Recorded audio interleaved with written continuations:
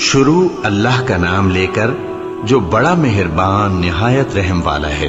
اے نبی، مجاہد لوگ تم سے غنیمت کے مال کے بارے میں دریافت کرتے ہیں کہ کیا حکم ہے۔ کہہ دو کہ غنیمت اللہ اور اس کے رسول کا مال ہے، تو اللہ سے ڈرو اور آپس میں صلح رکھو، اور اگر ایمان رکھتے ہو تو اللہ اور اس کے رسول کے حکم پر چلو۔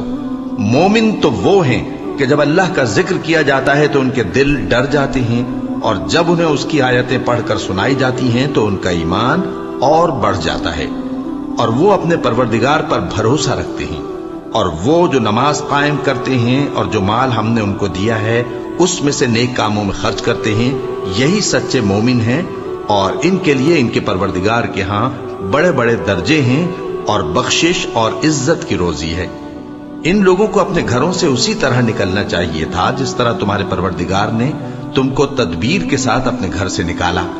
اور اس وقت مومنوں کی ایک جماعت ناخوش تھی، وہ لوگ حق بات میں اس کے ظاہر ہونے کے بعد تم سے جھگڑنے لگے، گویا موت کی طرف ہانکے جاتے ہیں اور اسے دیکھ رہے ہیں۔ اور اس وقت کو یاد کرو جب اللہ تم سے وعدہ کرتا تھا کہ ابو سفیان اور ابو جہل کے 2 گروہوں میں سے ایک گروہ تمہارے لیے مغلوب ہو جائے گا، اور تم چاہتے تھے کہ جو قافلہ بے شان و شوکت یعنی بے ہتھیار ہے وہ تمہارے ہاتھ آ جائے، اور اللہ چاہتا تھا کہ اپنے فرمان سے حق کو قائم رکھے اور کافروں کی جڑ کاٹ دے، تاکہ سچ کو سچ اور جھوٹ کو جھوٹ کر دے، گو مشرک ناخوش ہی ہوں۔ جب تم لوگ اپنے پروردگار سے فریاد کرتے تھے تو اس نے تمہاری دعا قبول کر لی اور فرمایا کہ تسلی رکھو، ہم 1000 فرشتوں سے جو ایک دوسرے کے پیچھے آتے جائیں گے تمہاری مدد کریں گے۔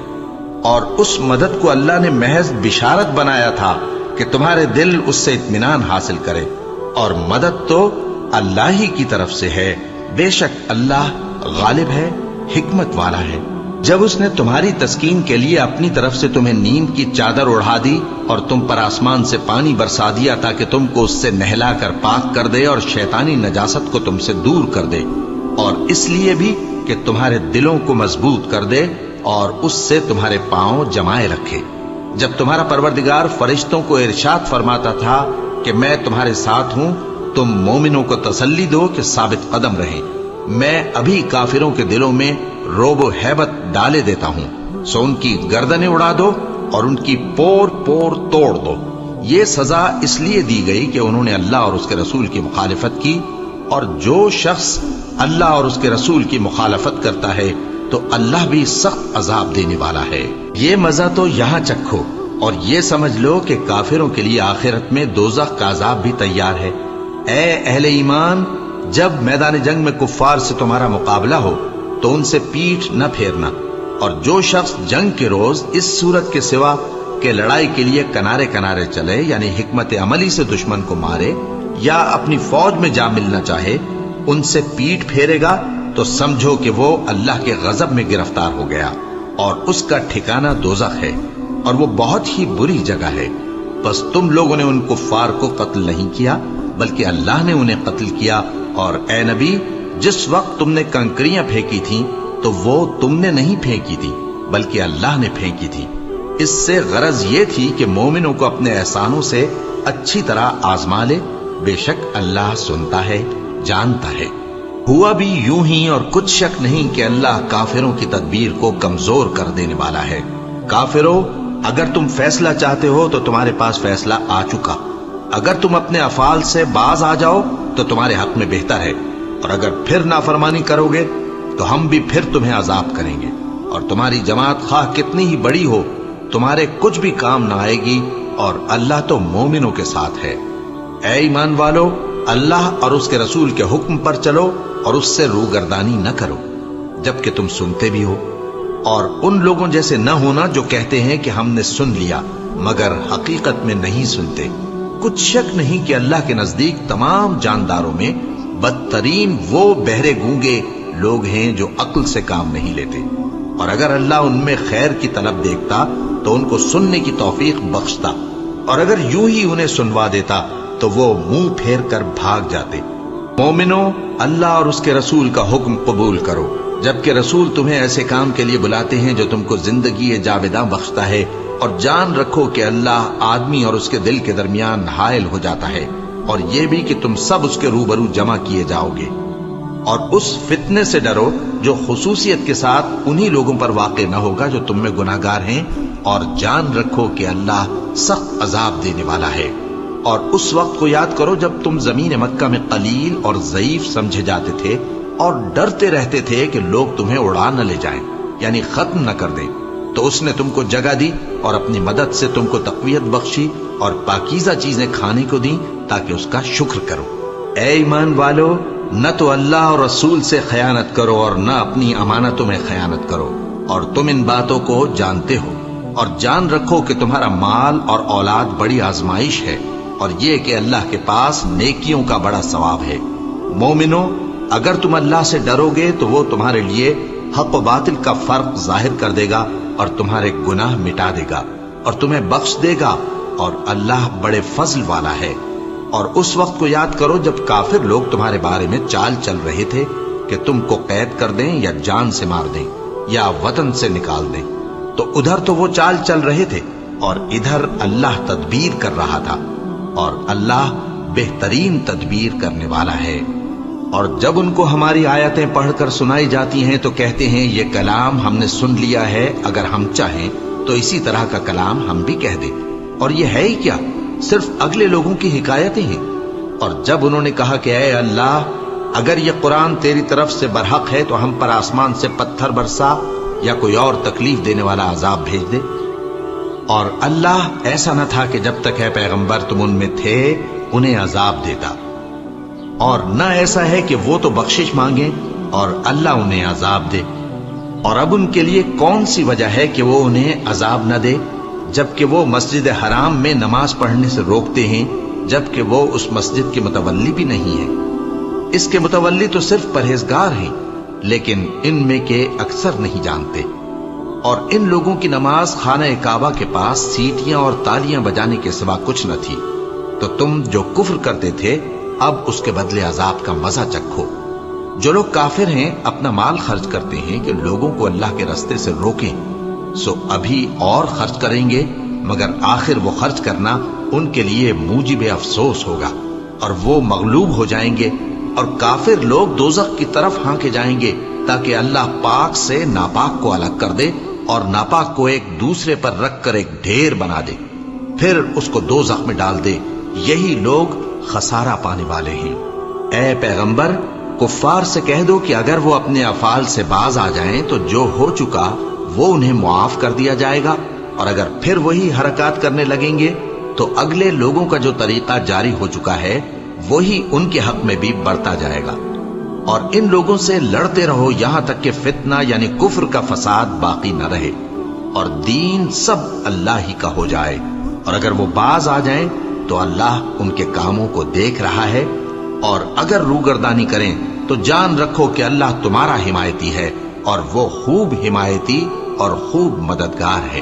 اور جان رکھو کہ جو مال غنیمت تم کفار سے حاصل کرو اس میں سے 5واں حصہ اللہ کا اور اس کے رسول کا اور اہل قرابت اور یتیموں کا اور محتاجوں کا اور مسافروں کا ہے۔ اگر تم اللہ پر اور اس نصرت پر ایمان رکھتے ہو جو حق و باطل میں فرق کرنے کے دن یعنی جنگ بدر میں جس دن دونوں فوجوں میں مٹ بھیڑ ہو گئی تھی، ہم نے اپنے محبوب بندے محمد صلی اللہ علیہ وآلہ وسلم پر نازل فرمائی، اور اللہ ہر چیز پر قادر ہے۔ جس وقت تم مدینے سے قریب کے ناکے پر تھے اور کافر دور کے ناکے پر، اور قافلہ تم سے نیچے اتر گیا تھا،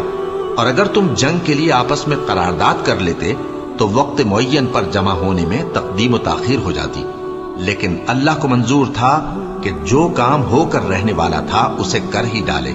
تاکہ جو مرے بصیرت پر یعنی یقین جان کر مرے، اور جو جیتا رہے وہ بھی بصیرت پر یعنی حق پہچان کر جیتا رہے۔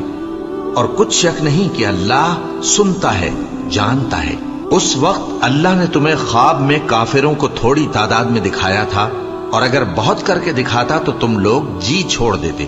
اور جو کام درپیش تھا اس میں جھگڑنے لگتے، لیکن اللہ نے تمہیں اس سے بچا لیا، بے شک وہ سینوں کی باتوں تک سے واقف ہے۔ اور اس وقت جب تم ایک دوسرے کے مقابل ہوئے تو کافروں کو تمہاری نظروں میں تھوڑا کر کے دکھاتا تھا اور تم کو ان کی نگاہوں میں تھوڑا کر کے دکھاتا تھا، تاکہ اللہ کو جو کام کرنا منظور تھا اسے کر ڈالے، اور سب کاموں کا رجوع اللہ ہی کی طرف ہے۔ مومنو، جب کفار کی کسی جماعت سے تمہارا مقابلہ ہو تو ثابت قدم رہو اور اللہ کو بہت بہت یاد کرو تاکہ مراد حاصل کر لو، اور اللہ اور اس کے رسول کے حکم پر چلو، اور آپس میں جھگڑا نہ کرنا کہ ایسا کرو گے تو تم بزدل ہو جاؤ گے اور تمہاری ہوا اکھڑ جائے گی، اور صبر سے کام لو کہ اللہ صبر کرنے والوں کا مددگار ہے۔ اور ان لوگوں جیسے نہ ہونا جو اتراتے ہوئے یعنی حق کا مقابلہ کرنے کے لیے اور لوگوں کو دکھانے کے لیے گھروں سے نکل آئے اور لوگوں کو اللہ کی راہ سے روکتے ہیں، اور جو اعمال یہ کرتے ہیں اللہ ان کا احاطہ کیے ہوئے ہے۔ اور جب شیطان نے ان کے اعمال ان کو آراستہ کر دکھائے اور کہا کہ آج کے دن لوگوں میں سے کوئی تم پر غالب نہ ہوگا اور میں تمہارا رفیق ہوں، لیکن جب دونوں فوجیں ایک دوسرے کے مقابل صف آرا ہوئیں تو پسپا ہو کر چل دیا اور کہنے لگا کہ مجھے تم سے کوئی واسطہ نہیں، میں تو ایسی چیزیں دیکھ رہا ہوں جو تم نہیں دیکھ سکتے، مجھے تو اللہ سے ڈر لگتا ہے اور اللہ سخت عذاب کرنے والا ہے۔ اس وقت منافق اور کافر جن کے دلوں میں بیماری تھی کہتے تھے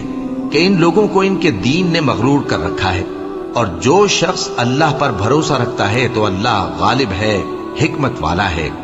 اور کاش تم اس وقت کی کیفیت دیکھو جب فرشتے کافروں کی جانیں نکالتے ہیں کہ ان کے چہروں اور پیٹھوں پر مارتے جاتے ہیں اور کہتے ہیں اب آگ کے عذاب کا مزہ چکھو، یہ ان اعمال کی سزا ہے جو تمہارے ہاتھوں نے آگے بھیجے ہیں،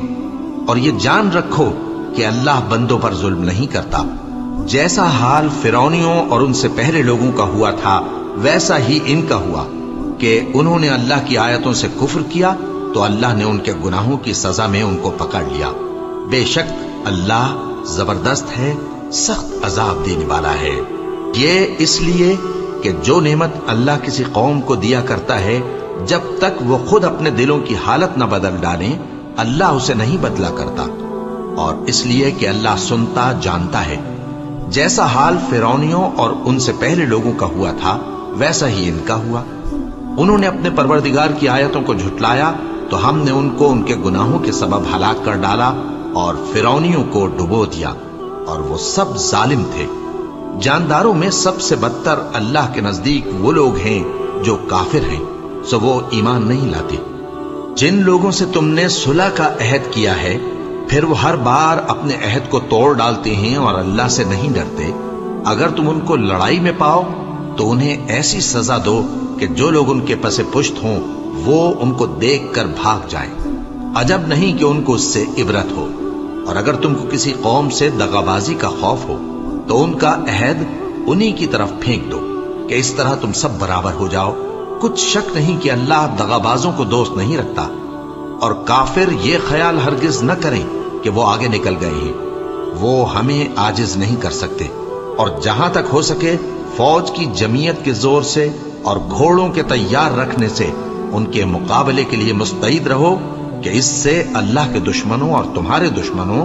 اور ان کے سوا اور لوگوں پر جن کو تم نہیں جانتے اور اللہ جانتا ہے ہیبت بیٹھی رہے گی، اور تم جو کچھ اللہ کی راہ میں خرچ کرو گے اس کا ثواب تم کو پورا پورا دیا جائے گا اور تمہارا ذرا نقصان نہ کیا جائے گا۔ اور اگر یہ لوگ صلح کی طرف مائل ہوں تو تم بھی اس کی طرف مائل ہو جاؤ، اور اللہ پر بھروسہ رکھو، کچھ شک نہیں کہ وہ سب کچھ سنتا ہے، جانتا ہے۔ اور اگر یہ چاہیں کہ تم کو فریب دیں تو اللہ تمہیں کفایت کرے گا، وہی تو ہے جس نے تم کو اپنی مدد سے اور مسلمانوں کی جمعیت سے تقویت بخشی اور ان کے دلوں میں الفت پیدا کر دی، اور اگر تم دنیا بھر کی دولت خرچ کرتے تب بھی ان کے دلوں میں الفت پیدا نہ کر سکتے، مگر اللہ ہی نے ان میں الفت ڈال دی، بے شک وہ زبردست ہے، حکمت والا ہے۔ اے نبی، اللہ تم کو اور مومنوں کو جو تمہارے پیرو ہیں کافی ہے۔ اے نبی، مسلمانوں کو جہاد کی ترغیب دو۔ اگر تم میں 20 آدمی ثابت قدم رہنے والے ہوں گے تو 200 کافروں پر غالب رہیں گے، اور اگر 100 ایسے ہوں گے تو 1000 پر غالب رہیں گے، اس لیے کہ کافر ایسے لوگ ہیں کہ کچھ بھی سمجھ نہیں رکھتے۔ اب اللہ نے تم پر سے بوجھ ہلکا کر دیا اور معلوم کر لیا کہ ابھی تم میں کسی قدر کمزوری ہے، بس اگر تم میں 100 ثابت قدم رہنے والے ہوں گے تو وہ 200 پر غالب رہیں گے، اور اگر 1000 ہوں گے تو اللہ کے حکم سے 2000 پر غالب رہیں گے۔ اور اللہ ثابت قدم رہنے والوں کا مددگار ہے۔ پیغمبر کو شایع نہیں کہ اس کے قبضے میں قیدی رہیں جب تک کافروں کو قتل کر کے زمین میں کثرت سے خون نہ بہا دے۔ تم لوگ دنیا کے مال کے طالب ہو اور اللہ آخرت کی بھلائی چاہتا ہے، اور اللہ غالب ہے، حکمت والا ہے۔ اگر اللہ کا حکم پہلے نہ ہو چکا ہوتا تو جو فدیہ تم نے لیا ہے اس کے بدلے تم پر بڑا عذاب نازل ہوتا۔ اب جو مال غنیمت تمہیں ملا ہے اسے کھاؤ کہ وہ تمہارے لیے حلال طیب ہے، اور اللہ سے ڈرتے رہو، بے شک اللہ بخشنے والا ہے، مہربان ہے۔ اے پیغمبر، جو قیدی تمہارے قبضے میں یعنی گرفتار ہیں ان سے کہہ دو کہ اگر اللہ تمہارے دلوں میں نیکی معلوم کرے گا تو جو مال تم سے چھن گیا ہے اس سے بہتر تمہیں عنایت فرمائے گا اور تمہارے گناہ بھی معاف کر دے گا، اور اللہ بخشنے والا ہے، مہربان ہے۔ اور اگر یہ لوگ تم سے دغا کرنا چاہیں گے تو یہ پہلے ہی اللہ سے دغا کر چکے ہیں، تو اس نے ان کو تمہارے قبضے میں کر دیا، اور اللہ دانا ہے، حکمت والا ہے۔ جو لوگ ایمان لائے اور جنہوں نے ہجرت کی اور اللہ کی راہ میں اپنے مال اور جان سے لڑے، وہ اور جنہوں نے ہجرت کرنے والوں کو جگہ دی اور ان کی مدد کی، وہ آپس میں ایک دوسرے کے رفیق ہیں۔ اور جو لوگ ایمان تو لے آئے لیکن ہجرت نہیں کی، تو جب تک وہ ہجرت نہ کریں تم کو ان کی رفاقت سے کچھ سروکار نہیں، اور اگر وہ تم سے دین کے معاملات میں مدد طلب کریں تو تم کو مدد کرنی لازم ہے، مگر ان لوگوں کے مقابلے میں کہ تم میں اور ان میں صلح کا عہد ہو مدد نہیں کرنی چاہیے، اور اللہ تمہارے سب کاموں کو دیکھ رہا ہے۔ اور جو لوگ کافر ہیں وہ بھی ایک دوسرے کے رفیق ہیں۔ تو مومنو، اگر تم یہ کام نہ کرو گے تو ملک میں فتنہ برپا ہو جائے گا اور بڑا فساد مچے گا۔